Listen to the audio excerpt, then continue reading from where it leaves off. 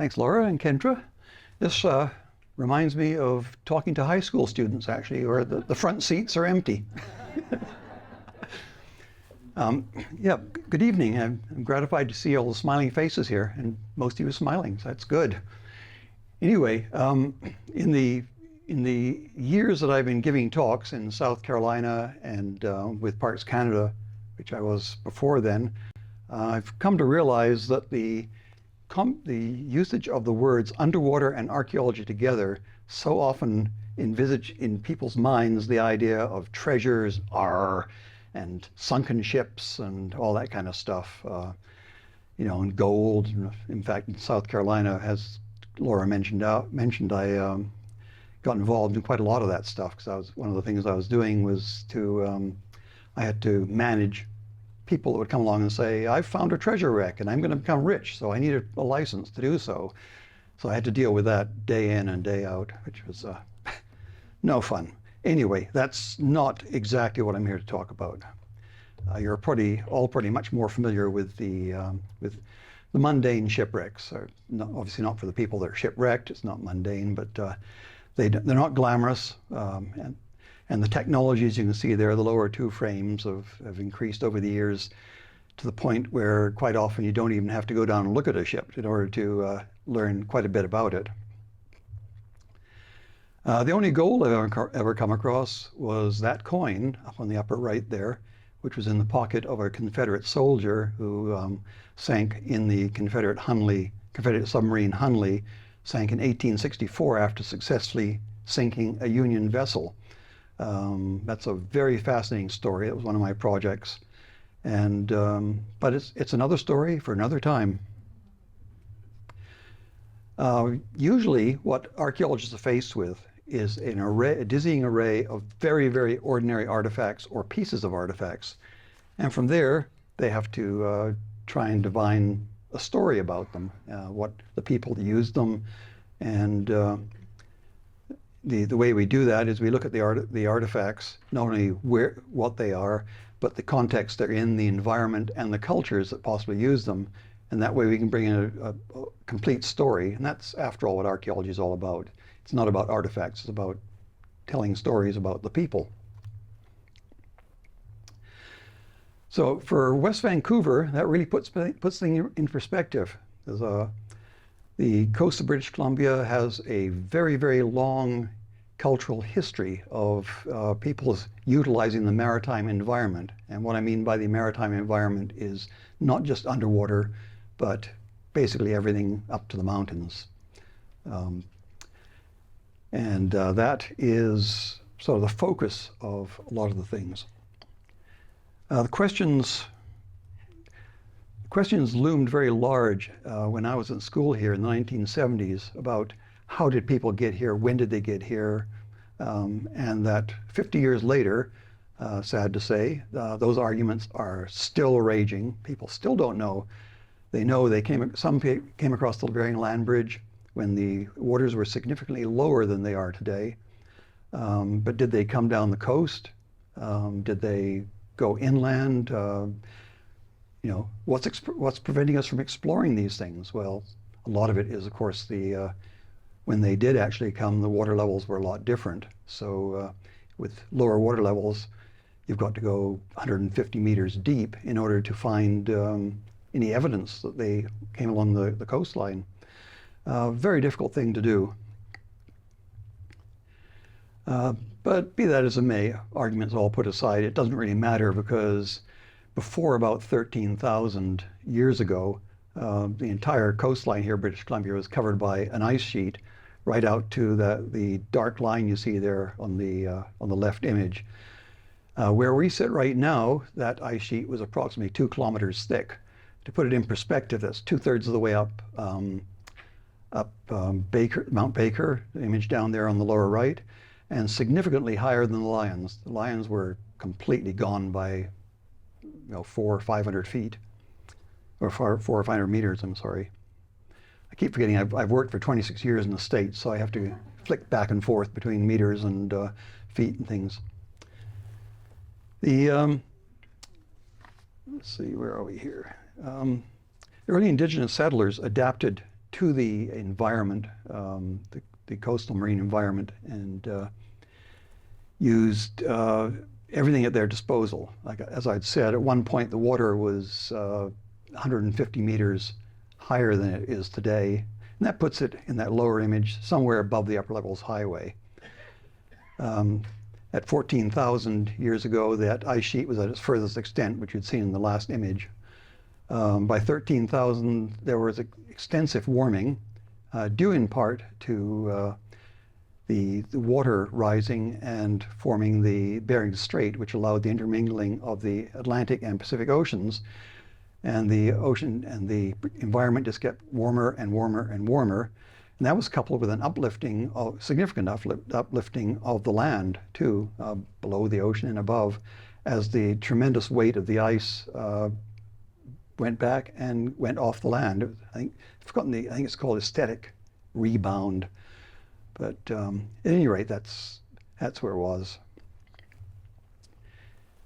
During the time that they populated the coast, they came down in the what I would consider to be the maritime environment, which is basically goes up to the coastal mountains there on the upper left. That white line shows roughly where they came. The indigenous people became the Salish, coastal Salish, and they settled along the land. And as you can see on the images to the right, the upper one is Howe Sound, and the lower one shows Burrard Inlet.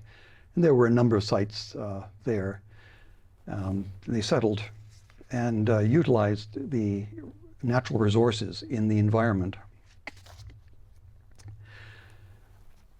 The marine resources were everything to the coastal Salish. There was a wealth of marine resources, especially combined with the plants and animals in the terrestrial and the estuarine environments, and helped the dense aggregations of these what formerly archaeologists thought were just hunter-gatherers, but we have since found out they were much more than hunter-gatherers.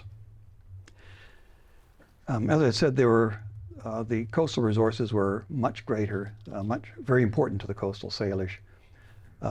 Here, these images here are of clam gardens. And what are clam gardens? They're very simple. At low tide, the peoples build rock walls, and behind them they remove as many rocks as they can, and that allows the more clams to grow bigger and ensures that they come back annually. The clam gardens are everywhere. There are probably clam gardens along the coastline of West Vancouver. No one has looked because I think because most archaeology here has been driven by the need to jump ahead of development, get ahead of the bulldozers, or it's universities that are asking specific research questions, and they are trying to answer those. And so on the Gulf Islands and along the coast and on the shoreline here, I'm sure if some of you walk along, say, the flats in Caulfield Cove at very low tide, you may find evidence of this. The clams were a very big thing for the coastal Salish peoples, as is evidenced by shell middens. The images on the right are shell middens, which are simply dump sites where the remains of the meals, the clam shells, fish bones, and the like, were basically thrown, and they're large piles. And as you can see, they get very, very thick over a period of time. And they are associated with culture-rich areas like the clam gardens. The other resources, of course, the fish abound in the area. Salmon, eulachons, herring were all in plentiful supply, and the indigenous peoples built fish weirs to catch these as well as using other methods. These fish weirs, of course, a lot were built, as you can see, in the upper frames of wood. They were across streams and across estuaries, and at the bottom also of rock. So, and the tide came in, the fish would come in, and as the tide went out, they'd get trapped behind these things. Now, one of the main things that the coastal Salish did is they only took as much as they needed. They believed in sustainability and making sure you don't desiccate the sources. So all of these archaeologically, when you look at them, you find that they all have escape areas where fish can actually escape. So they don't take all the fish, unlike certain cultures nowadays. I'm not going to say anything. They hunted the sea mammals as well, which were in plentiful supply. Whales, which you can see in the upper left, and a whale harpoon on the upper right, and a number of bone points, which were used for smaller things like, say, sea lions, seals, and critters like that, and then also used to harpoon salmon and some of the larger fish.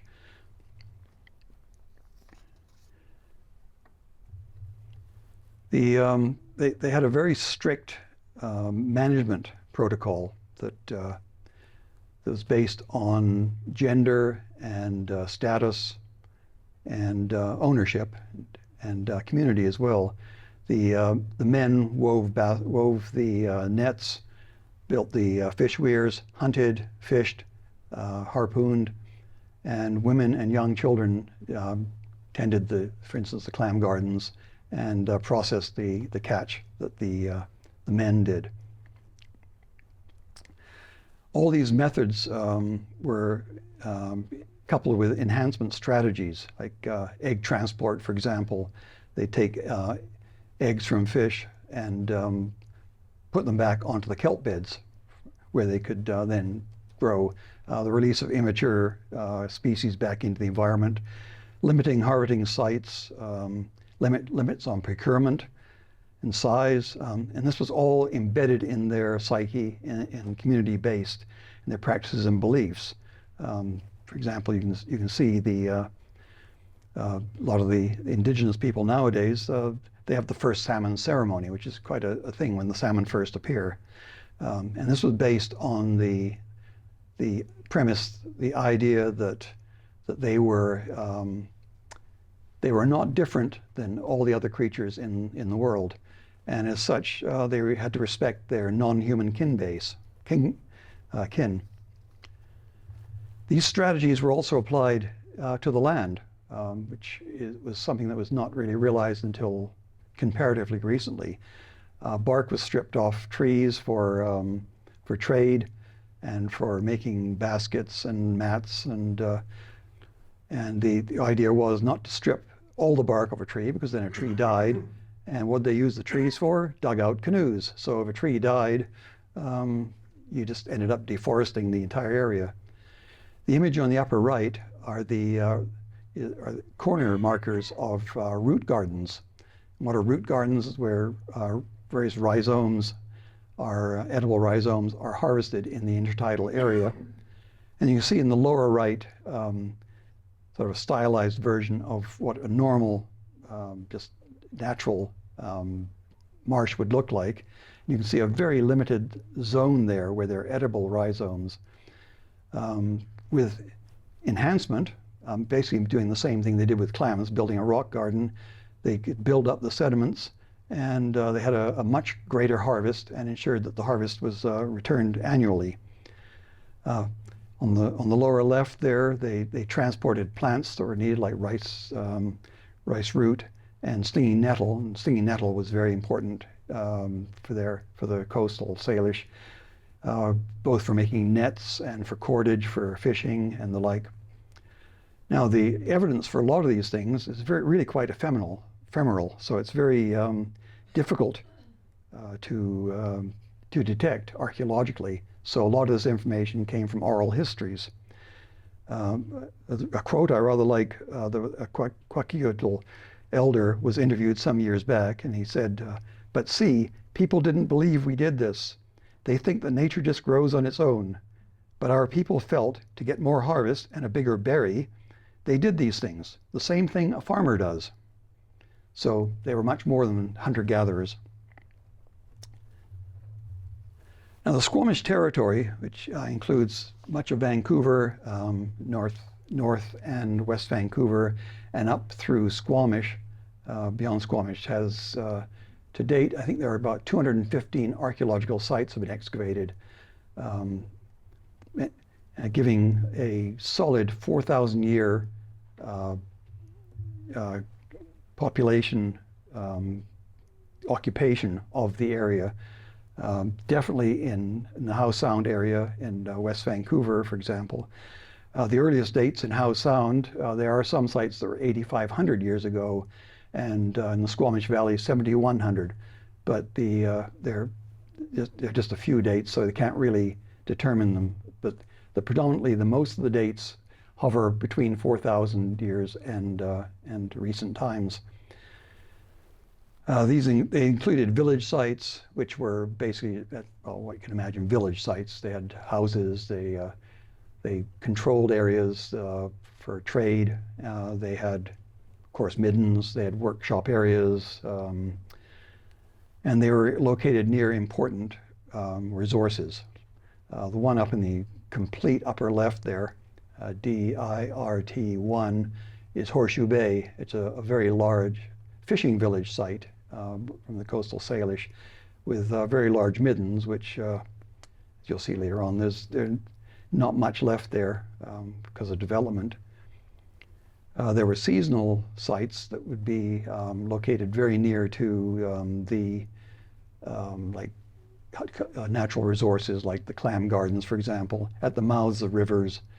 And these were located, they were populated at a time when for instance, fish were running. In West Vancouver, there are pitifully only 11 archaeological sites that have been dug, Horseshoe Bay being one of them, in response to the revitalization of their park there. There are sites at Fisherman's Cove, Eagle Harbor, and Lighthouse Park, in Caulfield Cove, all along Ambleside. One of the sites that was dug is now under the Hollyburn Sailing Club, and to the east of where the Lionsgate Bridge is, which there's not very much left there. Most of these had middens, so they were near resource-rich areas. They all contained what commonly is known as arrowheads, but stone tools. The photograph on the lower right is some of the finds at the Horseshoe Bay. Without exception, all of the stone tools, the raw materials for those came from the Garibaldi volcanic belt, which of course up by Garibaldi. The Horseshoe Bay, just for an example, was given the name, which I can't pronounce, by the Squamish people, the coastal Salish, basically translated as sizzling water, which was the sound of many, many fish swimming in the shallows. Give you an idea of how many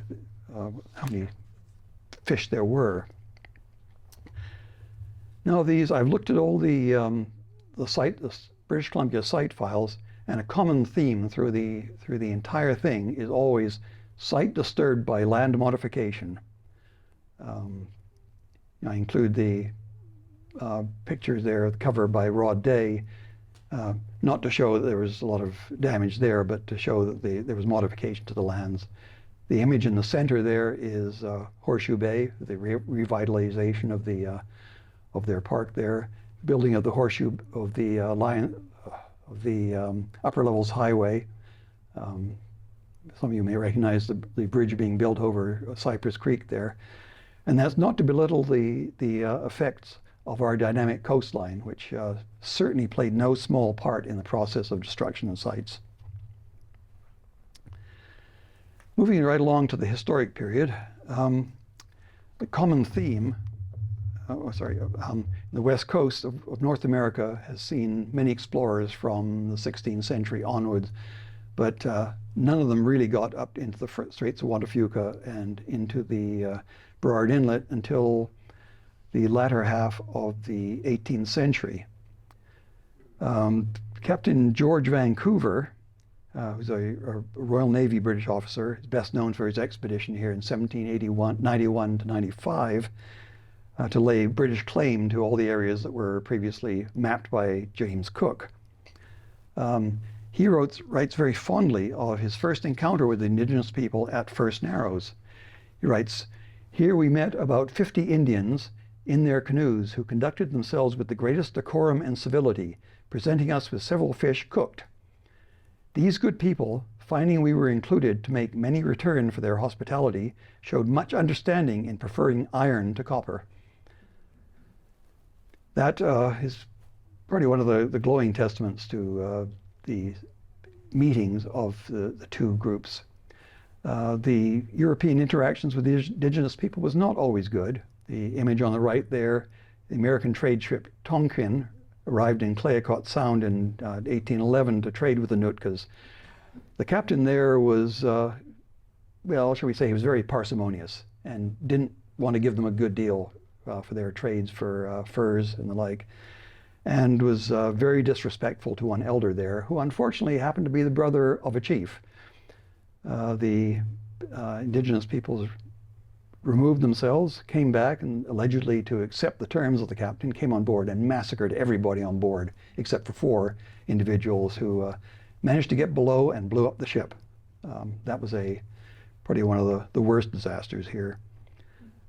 Other examples, not quite as spectacular, just as damaging. That chap there in the left, George Hunt, in 1904, he was an ethnographer. He met with members of the Tlingits and negotiated to buy their whaler's shrine, which was a site of ritual purification and passed down through centuries through a Yukwat chief. Unfortunately, the members of the tribe that he dealt with did not negotiate any of that with the rest of the community, and unbeknownst to a lot of the community, the shrine was moved to the American Museum of Natural History, which was at the time run by Franz Boas, which was another ethnographer. And I believe now the negotiations are underway to try and repatriate that. Other examples, unwitting interaction with the indigenous peoples. If you came to the first talk, you'll probably recognize that image as basically strip mining. That they, when they couldn't mine for gold, when there was not enough gold coming out of the rivers, they started sluicing down the banks, which clogged the creeks, which meant the returning salmon could not spawn up the creeks. And of course, that was one of the livelihoods of the indigenous people. There were a lot of good interactions too. And one of the best things that occurred there was the introduction of the oar from Europeans to the indigenous peoples, which allowed, previously they had very narrow and long dugout canoes, and they were long lining. It was simply just trailing a fishing line and catching salmon that way. With the oar, it allowed them to build a much shorter and wider canoe, and also allowed for much less effort in moving from place to place. Now, there are no recorded shipwrecks losses in Burrard Inlet that are very early, but as the settlement grew, ship traffic increased. During the 19th and early 20th century, groundings and wreckings of ships became an issue, as this somewhat fanciful illustration suggests. Sight navigation was vitally important as the port grew and saw larger and larger ships. The growing industries, logging, for example, commercial fishing. The image at the bottom there is the Great Northern Cannery. It was once located near Caulfield and is identifiable now. It's the Department of Fisheries and Oceans Research Center. This time also then the communities, both the North Shore and the South Shore, blossomed. So what that meant was more traffic. So to avoid a lot of these disasters, a series of navigation aids were constructed. One at Lighthouse Park, Point Atkinson. The first lighthouse built there was in 1874. The one in 1912 is the present iconic structure that probably you all come across. Other lighthouses at Brockton Point at the entrance to Cole Harbour, there on the left, middle, and lower. That was built in 1890 and again rebuilt to its present structure in 1914. The structure on the lower right, Prospect Point, which is the lighthouse basically underneath the Lions Gate Bridge. Now, that was built in 1888. And it was built in response to the shipwrecking of that vessel up in the upper left there, SS Beaver, that was coming in and trying to avoid the extensive sandbar that stuck out on the opposite shore from the Caplana River, which is directly adjacent. A case of pretty overreacting and pilot error, and ran up, and the ship was a complete loss. And that very same year, in 1888, the lighthouse of Prospect Point was built. So on the West Vancouver side, the bar was a continued issue. Many ships grounded on that. Luckily none of them stayed there. In 1908, a gas beacon was put there so that ships could steer between Prospect Point and there. And in 1912, that structure was enlarged to a structure that had a lighthouse keeper. And in the lower left there, you can see a close-up of it. The one on the upper right, you can see it above the third smokestack of that steamer coming out. That structure endured. I'm sure everybody here has probably seen that structure, because it endured until 1969, when it burned and was demolished, completely removed, and replaced by that light you see in the lower right across from Prospect Point, with that great big container ship going by. During this time, the West Vancouver became quite a sought-after destination, as it is today, for the Vancouverites, for both recreation and settlement, eschewing all industry except for logging, of course, which started quite heavily up the mountains for actually the beginning of the Cypress Bowl in the 1960s was really one of the logging companies just became a bit too enthusiastic and just did some free-form logging in order to make a profit, and things had to be shut down. Hence, Cypress Bowl was not developed until later on. And of course, the fishing industry. There you can see up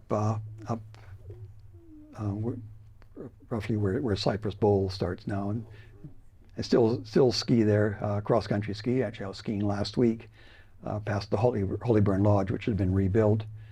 That was a huge recreational area, Holyburn Lodge, Holyburn site, and Westlake, mostly in the early days for ski jumping, but then developed into skiing and of course, swimming. Now, before the construction of the bridges across the first and second narrows, if you wish to go to West Van, or the North Shore for that matter, you're likely obliged to hitch a ride on a boat. You may have been rowed across by John Thomas himself, actually. And there was a ferry service was developed in North Vancouver that went to Vancouver. In 1909, John Lawson and John Sinclair, who I believe was his brother-in-law, founded a ferry service that went from the foot of Columbia Street in Gastown to the foot of 14th Street. And some of the images there, just some of those ferries, they were numbered, and except for some of them, the one in the center there was the Holyburn, and there was one called the Bonnibel too, which was very similar to that. And all the images across the frame are of the 14th Street landing. Now, the ferry service endured through till 1947, but what actually killed the ferry service was the construction of the bridges. In 1925, the bridge over the Second Narrows was constructed, which now you can see it as the railway bridge, not the big one that was constructed in 1965 or somewhere in there. And anyway, in 1938, the Lions Gate Bridge was constructed by the Guinness family of investors, basically to service the British Pacific properties, but then to service all of West Vancouver. And there at the bottom you can see the completed bridge with the structure of the lighthouse at on the Capilano Bar, and right across the way from it to the right is the Prospect Point lighthouse. For years, of course, the bridge was a toll bridge, so traffic jams all the time. The patrol booths are gone, but as everybody knows, the traffic jams are still there. The legacy of the ferry transport continued in West Vancouver, though not necessarily for West Vancouver. With the Black Ball ferry and the ferries and the British Columbia ferry service, it transformed the sleepy little place of Horseshoe Bay that the coastal sailors fished and ate their meals at, to a recreational area, to a busy terminal that it is today. It is jumping back a little bit. During the two world wars, the perceived threat of attack by Germany spurred the construction of fortifications at Point Grey and Stanley Park. In the left images you can see, hopefully you can read the Stanley Park, and where it says Strait of Georgia, the Point Grey. But these weren't really taken seriously until 1938, when they really started to build defensive structures, putting searchlights in those locations and guns. West Vancouver played a very significant role in the initiative and the installation of three locations. The first one in the lower right there was right where the current water treatment plant is, and right underneath the Lions Gate Bridge. Of course, none of that exists anymore. And had a commanding view, of course, of the approaches and through the Narrows. The image at the top right is just HMS Hood, which paid a visit in 1917, I believe, as a courtesy. Point Atkinson, back to Point Atkinson again. Point Atkinson was very instrumental. He was given the lofty title of Port War Signal Station and Examination Battery, and it controlled all the traffic in and out of Vancouver Harbor with a view practically to the Strait of Juan de Fuca and all the approaches to Vancouver Harbor. It sported many things, including it was located on the west side of the lighthouse and had an observation post, a military camp, powerful searchlights, and a gun mounted right in front of the lighthouse. Some of those remains still there, like the searchlight and gun emplacements still remain, though I think a lot of the rest have disappeared. In 1942, West Vancouver was in control of the entire Vancouver Coast Defense System. On a hilltop right above West Bay was located the Wadsley Fire Command Post, and it was from there that all searchlight and gun emplacements were controlled, right by McKechnie Park, which probably some of you know McKechnie Park. It's right above West Bay. Like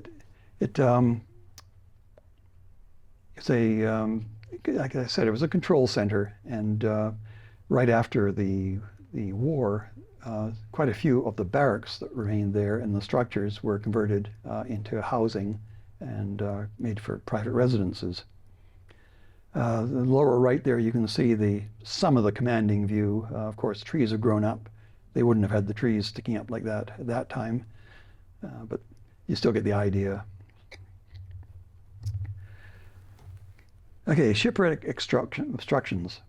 On the left, the image, you can see all the dots there are all shipwrecks. There are thousands of shipwrecks along the coast here, and you can see where they cluster along the Strait of Juan de Fuca and towards the approaches to Vancouver. The image on the right there is simply a blow-up of the insert there, and you can see that there are many wrecks in Howe Sound and clustering around the entrance to Vancouver Harbor. None along the West Van shore. There were some that hit Point Atkinson. Most of the ones were 19th and early 20th century and sank in deep water, and so were considered losses.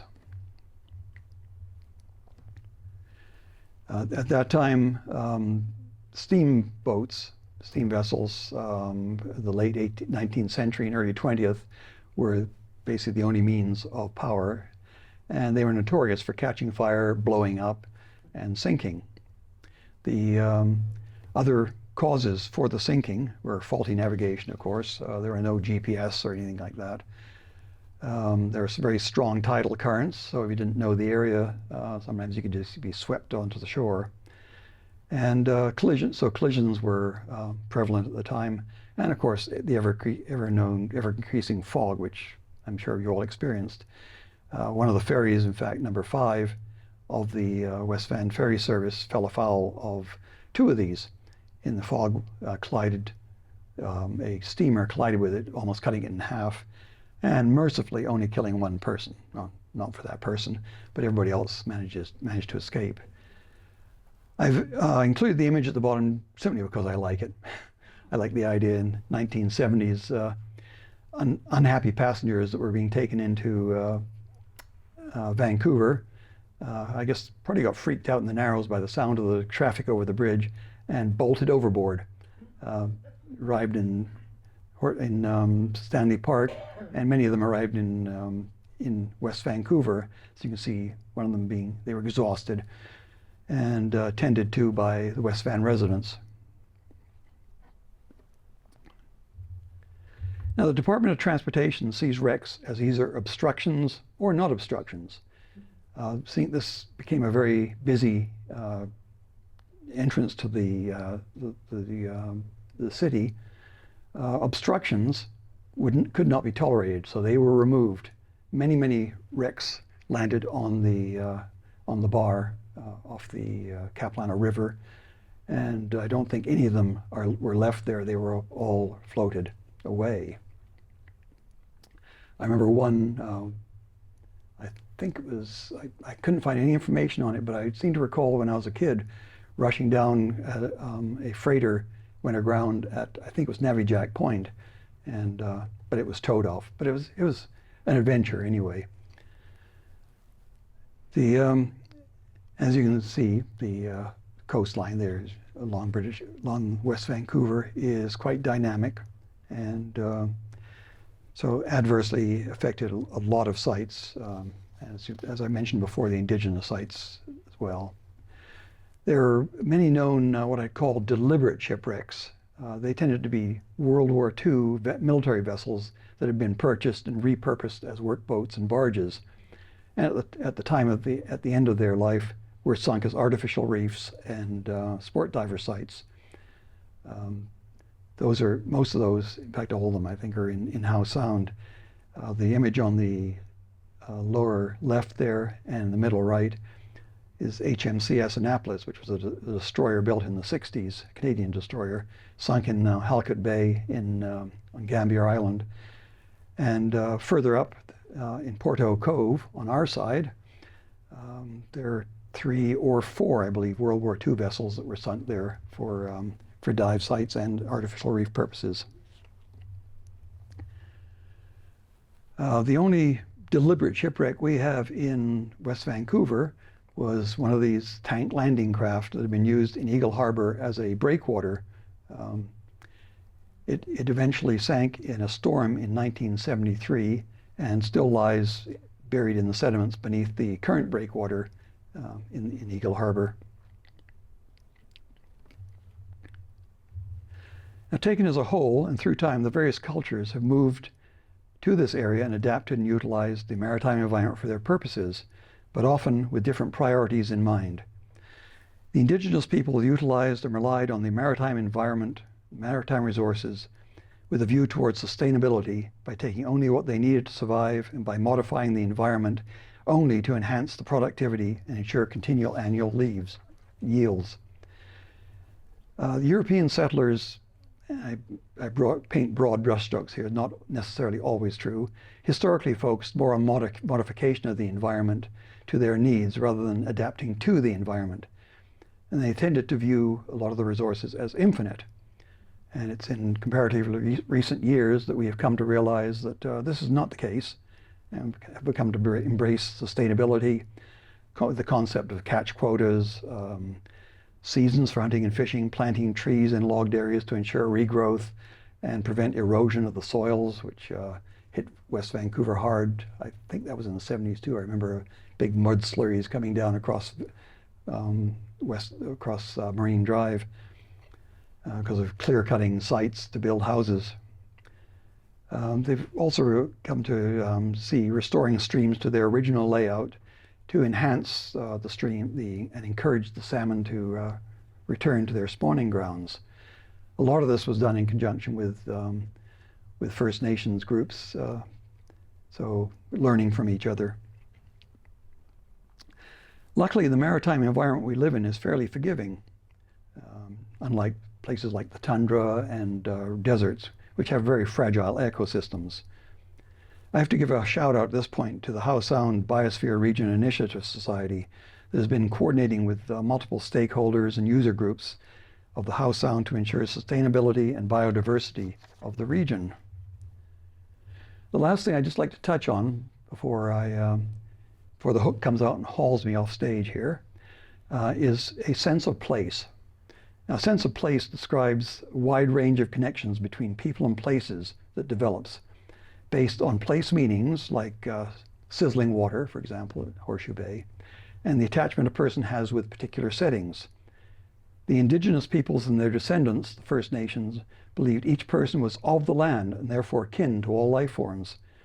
We as Westerners, and here, I never know what politically correct to call us non-indigenous peoples anyway, but be that as it may, there it is. We are taught that we are unique to all other life forms. Therefore, we can't really have that relationship with the natural environment, the world around us. So can we really have a sense of place? Those of us who lived in West Vancouver for a lot of our lives, I believe, do have that sense of place. My mother, for example, who was 102 on Saturday, has lived in the community for 3/4 of a century and certainly feels a lot of those connections. Perhaps our lot as Vancouverites is to respect and commemorate our diverse backgrounds and enhance and encourage the preservation of the past. Prime and glowing examples of this are the restoration of the old ferry building on the 14th and the saving of the Navy Jack House from an untimely end, which in that case perhaps embraces the best of both worlds, commemorating our shared history with First Nations and European settlers, and protecting our past while respecting and commemorating the spirit of John Thomas and his Musqueam Nation wife, Roia. And with that, I will open the floor to any questions that anybody has, and I thank you for sitting here, and those of you that fell asleep, I thank you for not snoring.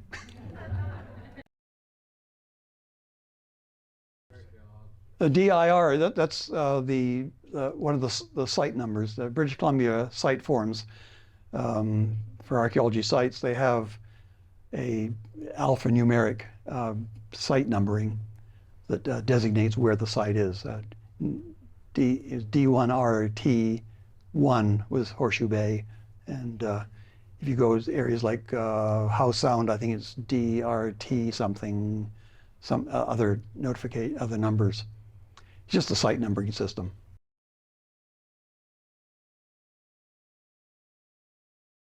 At the present time, seeing that most of the sites have been dug for the purposes of land, in front of land modification, in front of the bulldozers, there's not much land modification going underwater. And as I said, the specific research questions, for example, Simon Fraser University or other research groups, if they have a question about something underwater, they'll look underwater. But generally, the utilization of the maritime environment here was actually, other than the shipwrecks and the waterways, was from the water, the low tide up.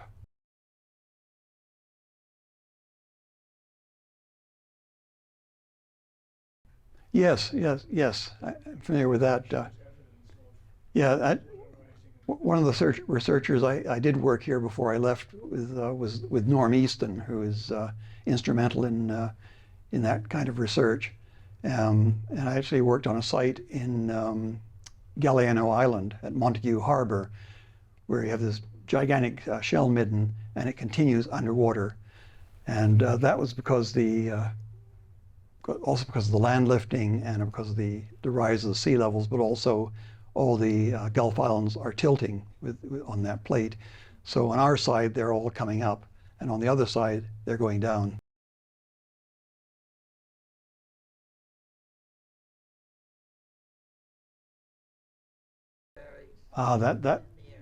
That's not my area of expertise. I think we have a marine biologist who may be able to answer that somewhere in the audience. But that I know that, of course, now we are realizing that the whales are being killed off, and various species, species like, for instance, in Howe Sound, the glass corals, which I think this is the furthest south area that the glass corals live. Are they glass corals? Yeah, I think so. They're protected too, and that's one of the things the Howe Sound biosphere group are dealing with, is so that preservation of that whole area.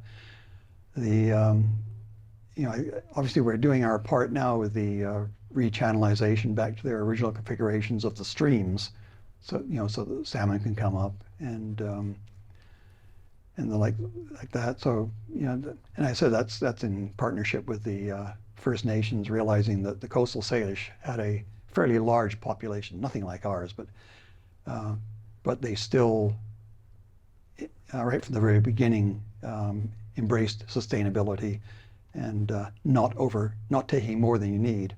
And of course, we're a much larger population, so what we need is a very different matter, as you've seen.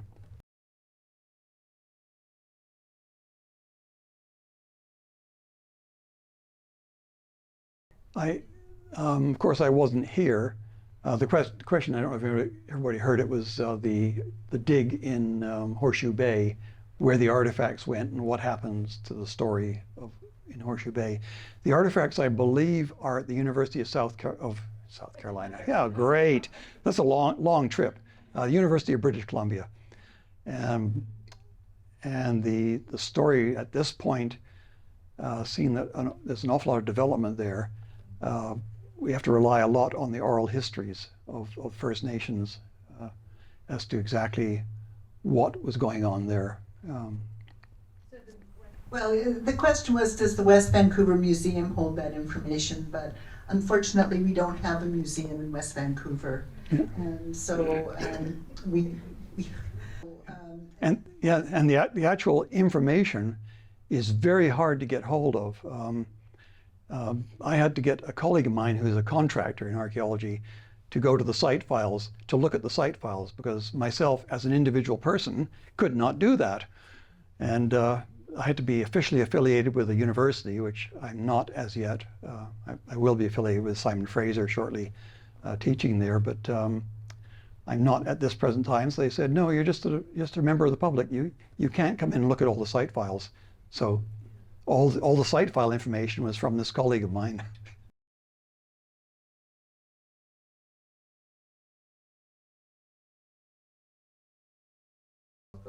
I don't. That sounds like a clam garden to me too.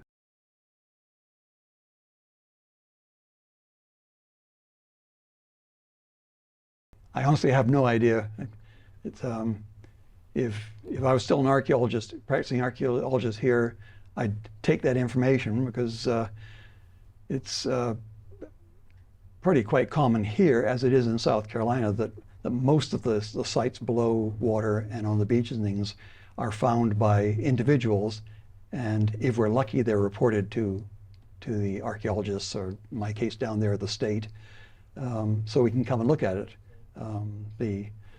If we're not lucky, they aren't reported because fear of people taking artifacts away or that sort of thing. One of the things you'll probably find is that many of you who live here on your properties, there may actually be sites, because there were sites up. One of the archaeological sites was up near the Upper Levels Highway, and was impacted during that point.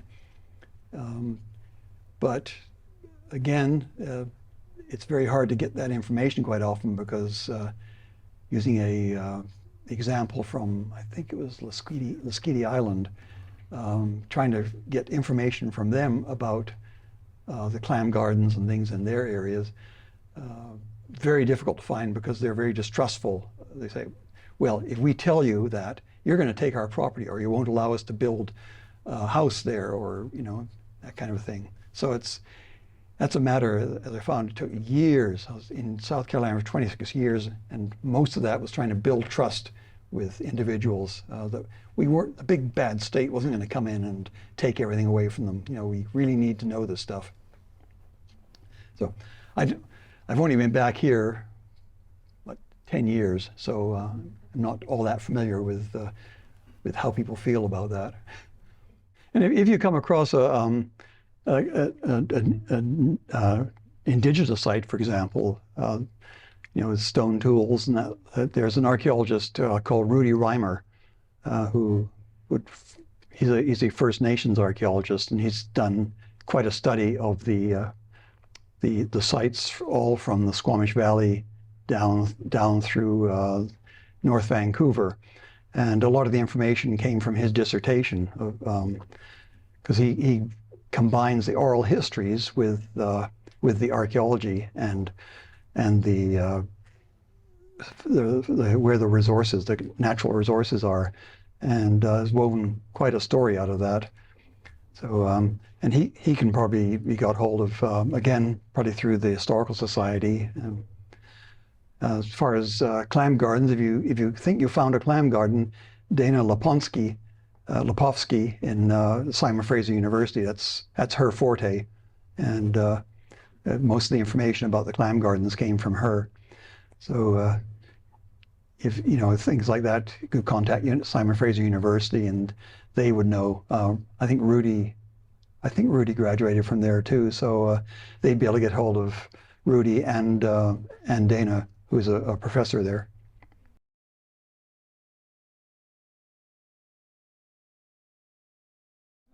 Yeah, the only information I had is really from the environmental survey that was done to build when they were building the Department of Fisheries and Oceans thing, and most of the information about the sites initially along the coast of West Vancouver came from that document, and that was freely available through on the internet.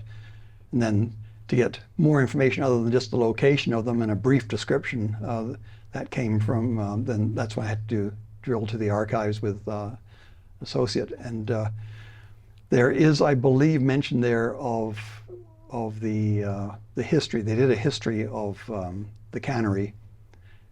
Not a very big history, but it was a history in their document. And they do mention there, and of course there are references then that can lead on to the Japanese community. But I didn't go that far. As I couldn't get in too much in depth through all these various things. That was beyond my scope, and I'm looking after my mother, 101-year-old mother, so it's a full-time job doing that as well. The City of Vancouver Archives is phenomenal. I had a chance to visit that and get some information on the shipwrecks and things, and really interesting site. A lot of it's underground. It looks like a tiny little building, and actually you go down.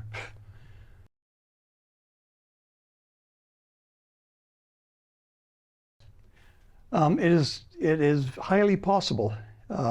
Just as I believe it's very possible that much earlier than that, Chinese came across, because the Gulf Stream runs across there. I know in California, in Monterey Bay, I think it is, they found some stone anchors that many archaeologists have attributed to a very early design from China, and feel that that might be evidence of Chinese junks coming over here. Perhaps losing control of their craft and just drifting across the Japan Current and down the coast. Francis Drake, it's very possible he came up here. One of the problems with exploration was that each country was doing its own exploration, and they often didn't want to give precise information about what they actually did. We came across this, to use the South Carolina example, when I was looking for a ship that arrived there supposedly in 1526, and they used rudders at the time, which were from point to point to point to point, exactly how they went, and those when they got to an area, they were sent back to the home country. Well, of course, there was no FedEx or faxing or anything like that, so they were sent back by ships. So quite often those rudders didn't make it. So the home country didn't know where the group was. And sometimes the explorers would, shall we say, embellish where they actually went to show either prowess or to demonstrate that they didn't get as far as they actually did. That way they could get back to the home country and say, oh yes, up here, you know, this is proprietary information now. We have this. So it's, without evidence, it's very impossible to tell whether he did or not. It's quite likely. I mean, there's no reason why he couldn't. I think early explorers were the type of people that would do that kind of thing. They didn't explore because they just wanted to go to somewhere happy, you know, and easy. They explored because they wanted to explore.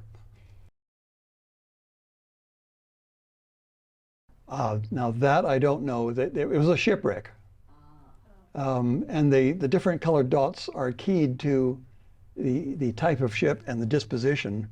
And I don't recall what color. There were several dots in that area. It's like there were 3 in Point Atkinson.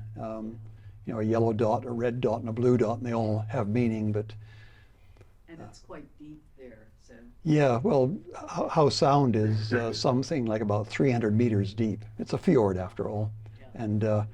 And White Cliff is right at the entrance of the fjord, so it is quite deep. Hence, if the ship went down there, it was not considered an obstruction, so it was a loss.